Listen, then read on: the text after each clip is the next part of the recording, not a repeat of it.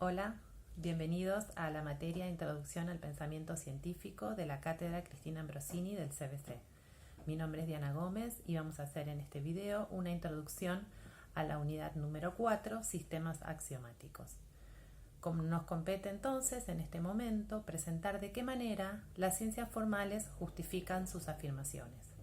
Habíamos establecido con anterioridad en el cuadro clasificatorio de las ciencias que la lógica y la matemática eran ciencias formales. Y justamente sostuvimos que una de las cosas que las diferenciaba de las ciencias empíricas era su método. Las ciencias fácticas o empíricas no utilizan el mismo método que las ciencias formales para justificar sus afirmaciones. Algunas como la física, la química o la sociología necesitan recurrir a la experiencia para lograr tal justificación. En cambio, las ciencias formales no apelan a la experiencia. Todas y todos podemos ver que para determinar si un enunciado matemático es verdadero o falso, no es necesario confrontarlos con los resultados de la observación, dado que es la lógica la que, a través de la deducción, le suministra los procesos necesarios para tal, los procedimientos necesarios para tal determinación. Su método es el método axiomático, que, a grandes rasgos, podemos decir son formas de organizar las teorías utilizando la demostración que se da a través de cadenas deductivas.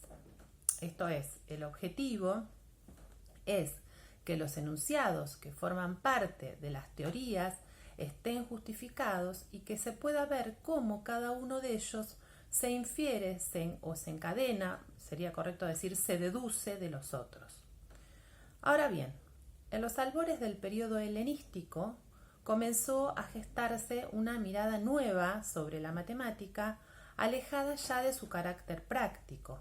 Se la comienza a considerar como una ciencia demostrativa que parte de ciertos principios, axiomas o postulados y que mediante inferencias deductivas se derivan teoremas. A este procedimiento se lo conoce con el nombre de axiomática o axiomatización y se constituye desde esta época hasta la actualidad en el método de las matemáticas.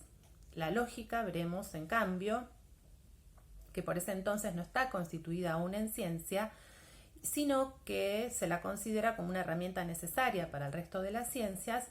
La axiomatización de la lógica llegará a fines del siglo XIX cuando se la comienza a considerar una ciencia con sus propios problemas y sus propios desarrollos.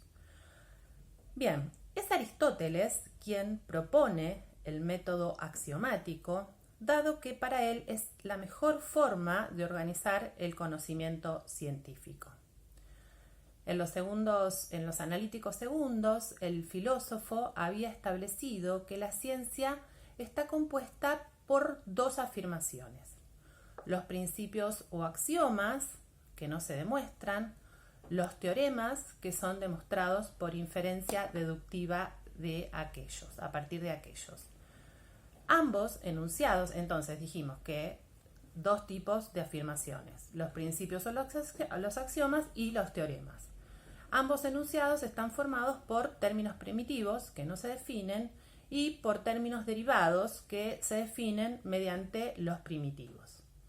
Y establecía tres supuestos fundamentales de la ciencia demostrativa: el supuesto de deducibilidad, el de evidencia y el de realidad. El primer supuesto admite que la ciencia demostrativa debe partir de ciertos principios, términos primitivos, que no se definen, que servirán para definir cualquier otro término, que serían los términos derivados. Por otro lado, deberá partir de los indemostrables o axiomas para demostrar todas las otras verdades de esa ciencia mediante el empleo de reglas. Esto es importante porque nos lleva al segundo supuesto, que es el de evidencia. Bueno, entonces, para Aristóteles los axiomas no necesitan demostración, dado que se los considera verdades evidentes y se los emplea como puntos de partida verdaderos. Veremos que esta exigencia pide que la naturaleza de los axiomas sea tal que se pueda aceptar como verdaderos sin demostración. Y veremos que esta exigencia cambia en la axiomática contemporánea.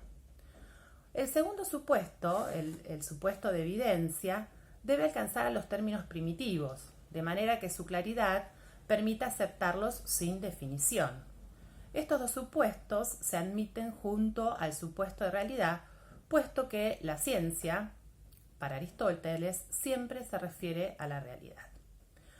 Un ejemplo de aplicación de este método es la obra Elementos de Euclides hacia el año 300 a.C.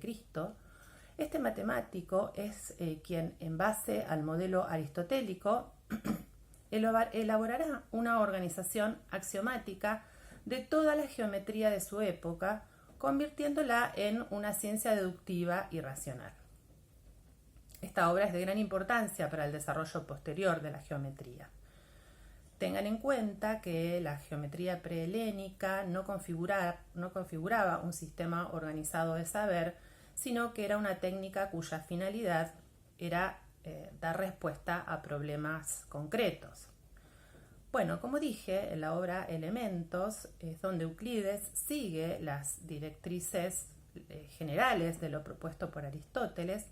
Allí el matemático, tal como lo había establecido el método axiomático clásico, que es el presentado por Aristóteles, parte de dos tipos de enunciados: los axiomas y postulados, sumando a las reglas silogísticas aristotélicas otras reglas de inferencia. Los axiomas que presenta son de carácter general, es decir, son válidos para todas las ciencias. Y los postulados, desde esta perspectiva histórica, son considerados los puntos de partida específicos de cada ciencia, en este caso de la geometría. Sobre la base de estos axiomas o postulados, Euclides demuestra un conjunto de proposiciones que llama teoremas. Bueno, así Euclides parte de 5 proposiciones que llama postulados, hoy los llamaríamos axiomas, que se aceptan sin demostración y que se toman de puntos de partida a partir de los cuales se podrán demostrar todo el resto de los enunciados del sistema.